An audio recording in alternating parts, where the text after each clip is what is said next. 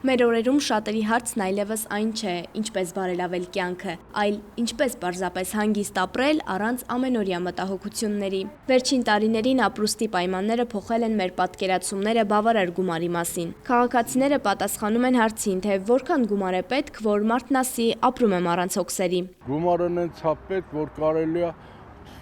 հա ունենալ,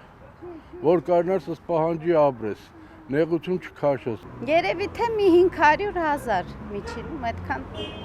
բավական կլինի։ Ես մենակ եմ ապրում, ինձ 1500 դրամ է երիկում։ Ես դե ամեն օր դեղ խմեմ, ինչքան պիտի ծախսեմ օրեկան։ Բա։ Իսկ իմ ստացած թոշակը 40,000 է։ Երևի մինչև 10,000 դրամի կարգի առօրյա էլի։ Օրեկան եթե հաշվենք սնունդ, տրանսպորտ եւ այլն 3000-ից 4000-ի կարգի։ Ընտանիքի համար ուտելու համար հիմնականում մի 5000, մի փոքրիկ ավել։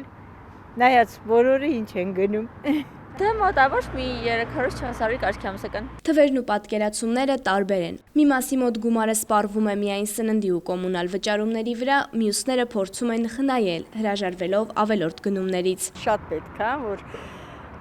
պահանջները շատ է, մանավանդ երիտասարդ ընտանիք են։ Չափավոր ապրում ենք, աշխատում ենք այնց անենք, որ պարտքերի տակ չընկնենք, կոմունալները մուծենք։ Մի խոսքով, չափավոր։ Երևի ոնց որ ամեն մի նորմալ ընտանիք։ Չեմ կարող ասեմ, ինչքան գումարը լնում է, այնքան էլ կարիքները ոնց որ շատանում են, ուզում ես անդադ ծախսես։ Հիմնականում սիգարետի ու կոֆեի ուրիշ չասեմ, մի սնունդ ենք ուտում, 3-ից 5000 այդպես։ Ստանում ենք աշխատավարձը եւ մուծում ենք բանկերի։ Մեր վրա չեք ծախսում,